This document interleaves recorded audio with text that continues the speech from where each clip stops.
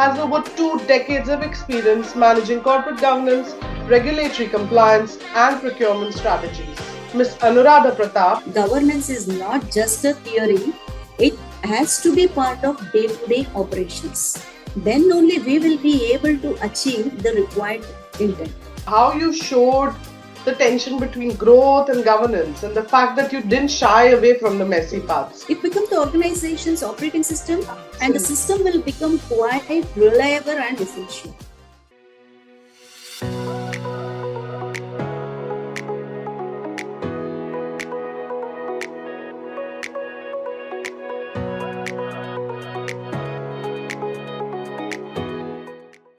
Hey everyone, welcome back to FaceTime with Leaders, powered by Directors Institute World Council of Directors. I'm your host Charu Mehra, and today we have the distinct privilege of speaking with a leader who has shaped the landscape of corporate governance, legal compliance, and contracts management within the real estate and construction sectors.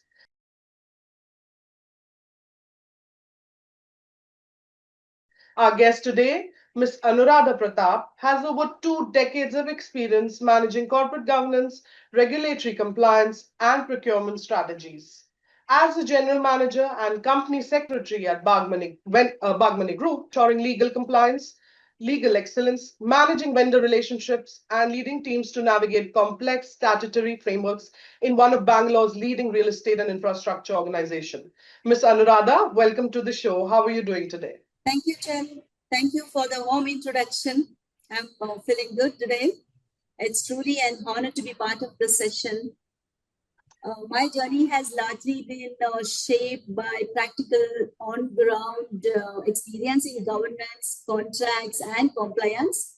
I'm really looking forward to today's discussion, to sharing my career experiences and practical insights with the fellow leaders across different sectors. Once again, thank you for having me here. Thank you, Charu. Thank you so much, ma'am. You're most welcome here, and I'm looking forward to having a great conversation with you today. All right, let's get started. So, Ms. Anuradha, with over 20 years of experience in corporate governance, contract management, and compliance, you've seen the industry evolve significantly. Every distinguished career is built on pivotal moments and challenges. So, could you please kindly walk us through your journey? What were some of the defining moments that set you on this path, the challenges that you encountered, and the decision you continue to stand by today? It's a good question to start with. To be frank, my career journey has been a very interesting and satisfying one. Of course, with its challenges and difficulties. If I look back today, I feel grateful for every hurdles that shaped me and brought me to this stage. I truly enjoyed the journey, even in its toughest moments, because every challenge strengthened my goals and sharpened my purpose. My first major challenge was when I decided to move into a profession of company secretary. That was after completing my graduation. The field was very promising with a bright future, but still many warned me about the difficulties in clearing the exams, CS exams. But still, I chose this path. I cleared the exams successfully, completed and became the company secretary where I was working in the same company. I became the CS. Wow. That decision became the foundation of everything that followed in my career. Right. Actually, I did not enter this corporate governance job with a big plan. It grew naturally out of curiosity and the situation I encountered earlier in my career days. Okay. I because interested in how systems, rules, contracts, terms and conditions, all this quietly influence outcomes long after decisions are made. Yes. Coming to my career, I've been with Bagmane Group since its inception. Wow. and have been closely involved in shaping the organization from the very beginning. I've been part of developing all our key policies, the frameworks, along with our managing director. Actually, I feel so happy to mention that from the inception, I've been with our MD and setting all the policies and frameworks for the organization. Actually, I personally designed and built the systems and processes for contracts department and compliance. Wow, that's wonderful. I take pride in having played a key role in building this foundation. Wow.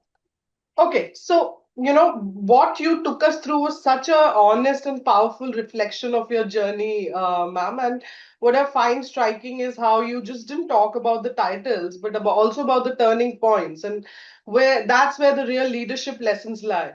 And you taking pride in building a company and the governance from the bottom up. It is actually worth mentioning here, and you've done a wonderful job. So kudos to you and congratulations for the success. Thank you, Charu. Actually, why this has happened, I will explain one point. I have to mention it here. We did not adopt or copy the ready-made systems available in the market. Right. Instead, we spent years of building our own robust framework and policies for the organization, which is tailored to our business and values. Of course, this journey was not easy at all. We faced many hurdles, challenges along the way. And there were several instances where system had to be reviewed, refined, and improved to overcome those challenges, which we did. And we achieved the very strong policies and frameworks today, what we are seeing at Bagmane Group today. There were many challenging phases like regulatory changes, contracts, dispute, situation where standing by principles was uncomfortable sometimes, which was unpopular those days. Right. We saw resistance from compliance point of view in real estate. If you see, there were many resistance when compliance seemed inconvenient. Right. And there were moments when decisions came at a cost. These experiences helped build resilience and strong judgment. Then I understood governance is not just about controlling, it is about courage. Absolutely. At Bagmane Group, we focus on building strong frameworks, empowering teams, treating governance not as a restriction, but as an enabler of growth. Wow. That actually made us implement these kind of stringent policies. Today, our policies and systems are well regarded, and many peers in the industry look to Bagmane as a reference. Right. Reference point. Right. It feels so, you feel like a proud mother when you see something, you build from the ground up. That height. So kudos to you, ma'am.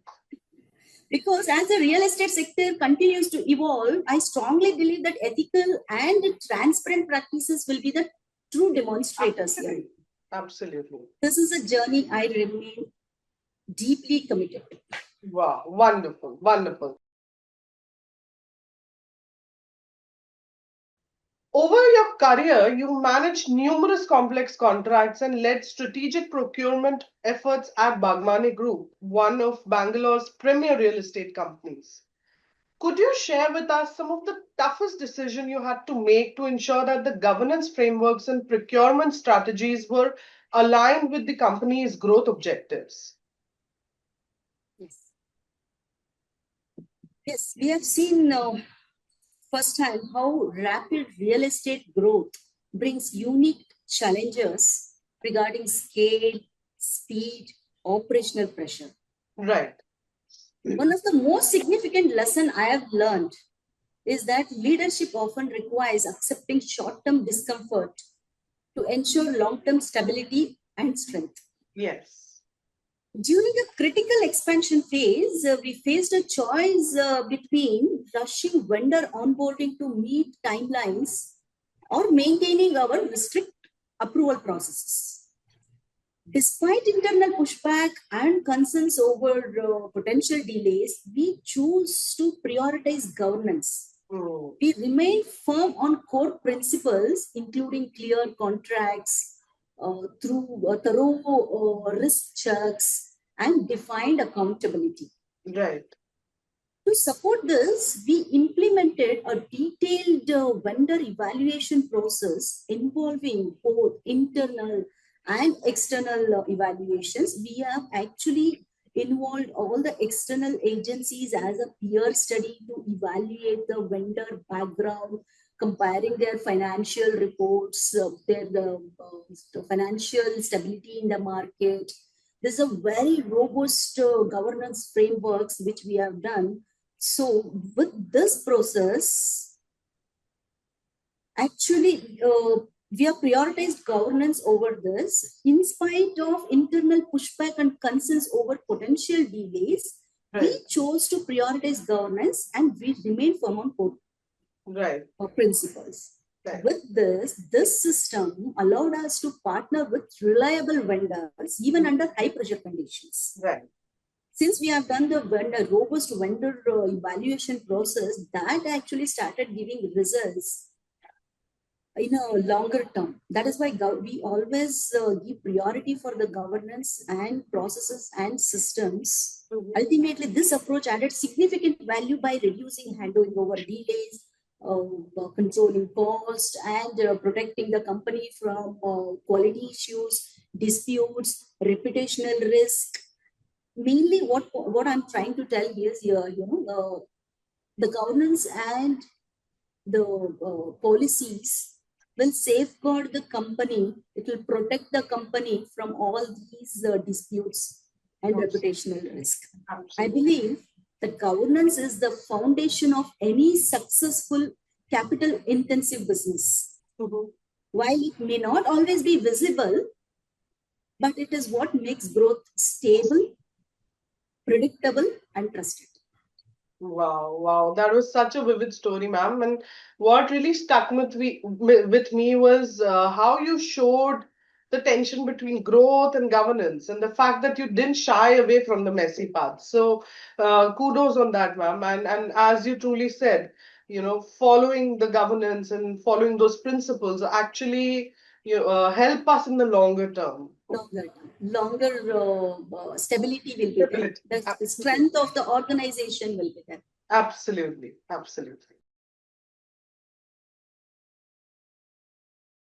As a company secretary, you are deeply involved in ensuring that governance frameworks are not just adhered to, but integrated into the fabric of the organization.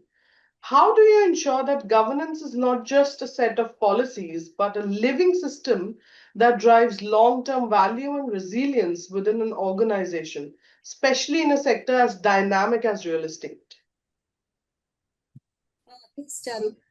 Making governance a living system, it's a very challenging task. There our journey starts. I remember a late evening escalations over a regulatory approval just days before critical handover. The pressure was very intense, commercial, reputational, and emotional. That moment made it clear to me that governance is not just a theory, it has to be part of day-to-day operations. Then only we will be able to achieve the required intent. Right. To make governance practical and effective, we built into daily work, included vendor risk scoring, contractual checks linked to project milestones, regular reviews across teams. These were not just written policies, but the tools that teams use to make decisions. Right. One more point I have to add here.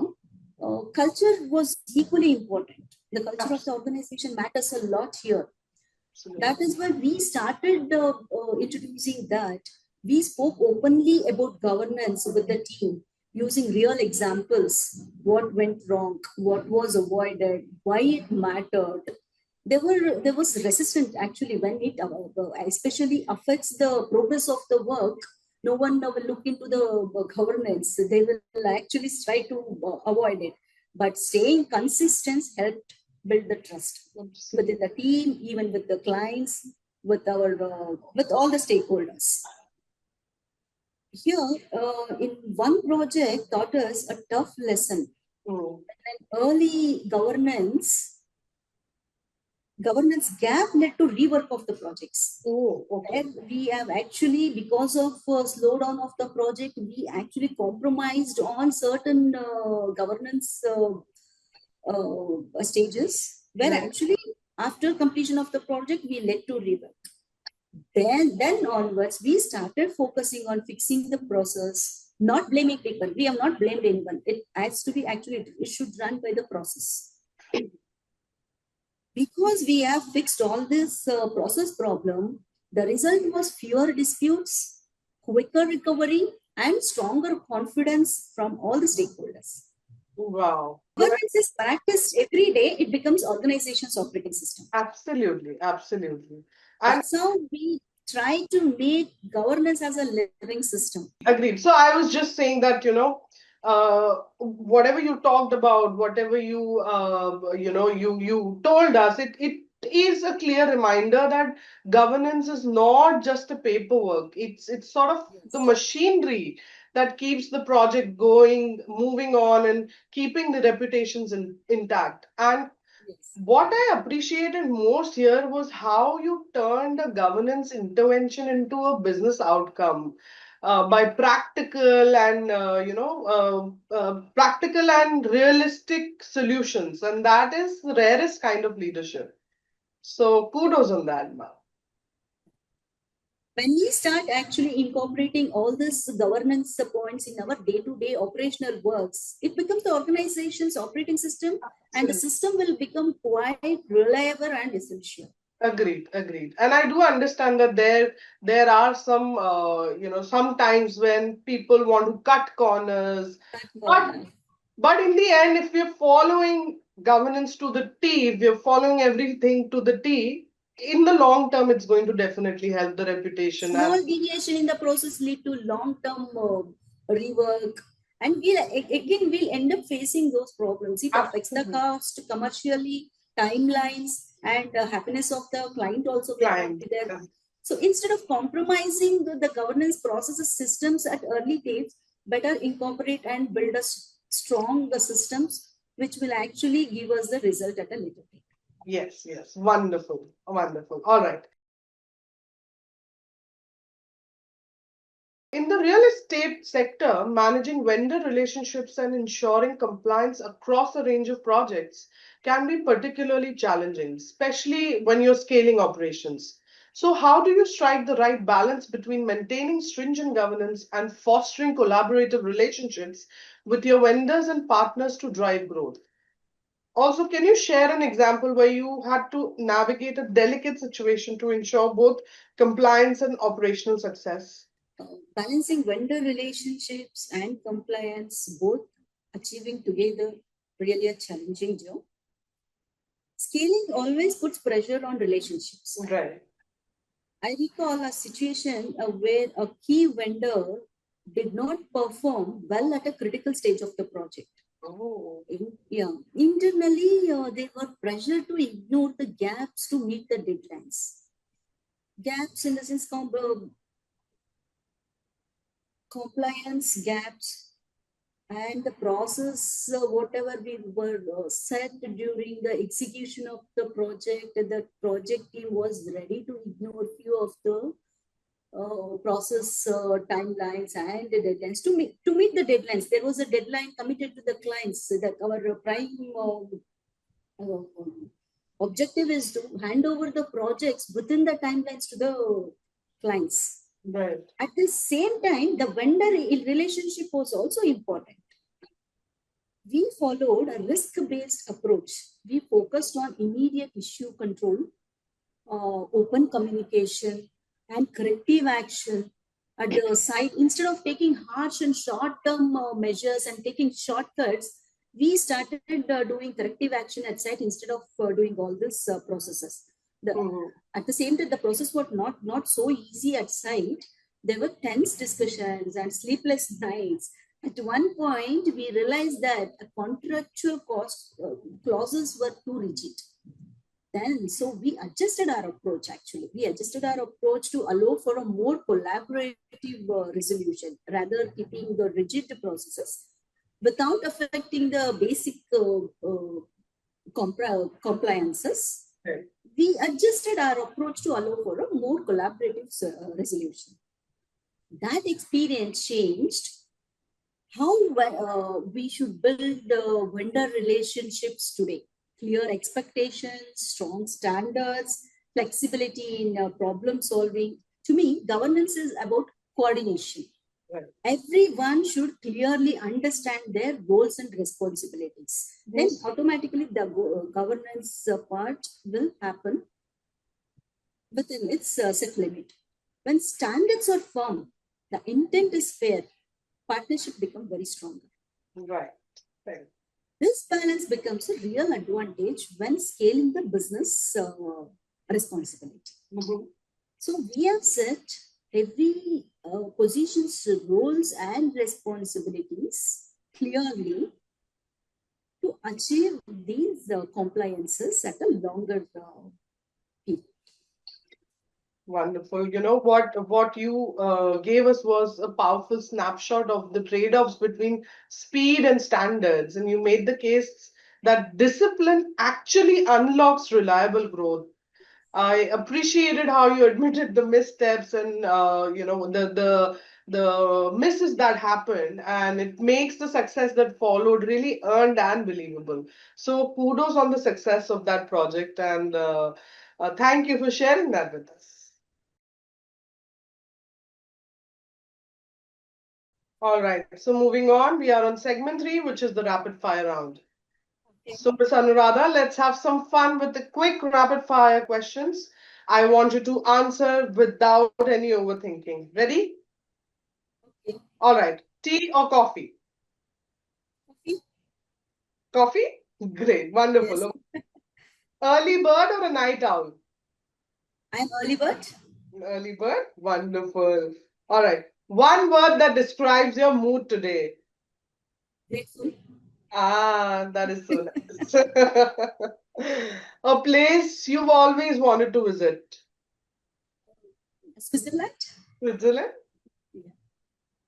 Okay, next one. What's your go-to song when you need to unwind? A soft musical. Soft music. Soft music. Wow. All right. Next one is, if you could have dinner with any historical figure, who would it be? Swami Vivekananda. Ah, that's going to be a good dinner conversation. Yes. Okay, next one. Your favorite book or author? My favorite book is Achieving Meaningful Success, written by Dr. Vivek Mansingh. Oh, wow. It sounds nice. I read mostly fiction, but this one sounds interesting, so I might pick it up. Thank you. Okay, next one. One skill you wish you could master instantly. Learning guitar. Ah, guitar. Wow. You ever wanted to learn guitar? Yeah, that's my dream, but I really don't have time to do that. Having to do that. I tried it once, but so once you grow, you sort of can't, move your hands. So if you start from the beginning when you're a child, your Exactly. fingers tend to adapt to it. So It's very difficult to do it now, but still, absolutely. I mean, there's no harm in trying to achieve a skill. All right, next one. One small thing that brings you joy every day. Every day. Slow morning. Wow. Very nice. Okay, the last one of this round is, what's the first thing you do in the morning? Scheduling my day ahead. Wow, that was a wonderful rapid fire round, Miss Anuradha. What I really like about this round is that you get to meet the person behind the professional. So thank you for being so honest and spontaneous with us here. Thank you, Jerry.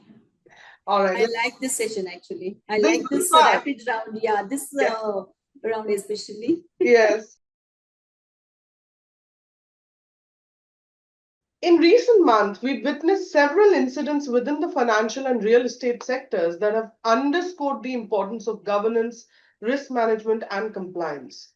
Based on your extensive experience, what do you believe are the most critical steps organizations must take to prevent such incidents?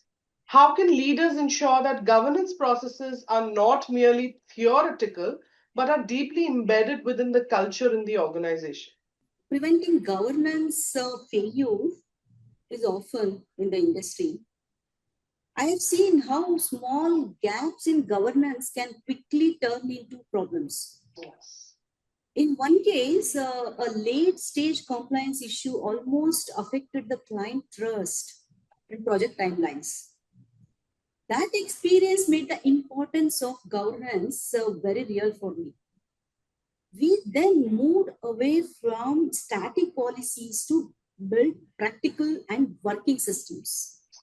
That's where we started introducing risk-based vendor monitoring, digital alerts for contracts, regular governance reviews across the teams. It's no point in keeping our static policies, the fixed policies, and if it is not workable to the situation, it is tend to failure. Right. The governance will not stand for longer time. Agreed. To preventing this governance failures, we'll have to adopt certain changes and bring it to the working systems. However, systems alone not enough. Culture matters a lot. Culture matters as much as governance and the systems also. That we started bringing into the systems in regularly day-to-day activities. And moreover, one more point I have to add it here. Leaders must lead by example, support ethical decisions, and speak openly about different trade-offs. We discussed failures openly, not just the successes. Only speaking successes will not bring the result. In one project, we had to temporarily stop the work despite heavy pressure. It was unpopular at that time, but still we did it, but it helped avoid bigger issues at a later date. Then we corrected all the gaps in the governance. We introduced working systems into the system, and the processes are fine-tuned to make it successful. Right. Over time, strong governance delivered clear results. We may actually face a shorter discomforts, but at a longer time, if you see, the results are always good. Fewer disputes, smoother audits, greater investor confidence. Just like safety in aviation, on risk controls, and the risk controls in banking systems, governance in real estate should support growth and stability. Right. Right. It should never be treated as an afterthought. Having strong governance always gives the clear results for us.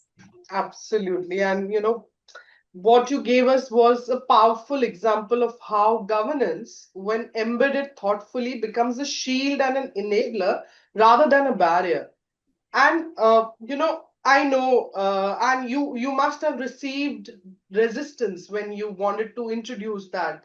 But facing it and overcoming it makes the success and the resilience that follow feel very authentic, right? Absolutely. All right. Thank you so much for sharing your thoughts with us on this, ma'am. So you've also been actively engaged with Directors Institute. What motivated you to get involved with the institute, and how has your engagement with it shaped your perspective on modern governance? My association with the Director Institute came from a desire to move from basic compliance and understand strategic governance. I wanted to learn from various leaders how all the leaders from various sectors think and take decisions at the board level. The institution, this institute helped broaden my perspective, learning from various professionals, especially like banking, technology, manufacturing, allowed me to look at governance in real estate in a new way. It shifted my thinking from simply avoiding risk to creating long-term value. One key learning that applied was bringing a long-term board-level view into procurement decisions, thinking through the second and third level impact of each decision. The institute has reinforced that governance is not just about following the rules, but about applying sound judgment. Yes.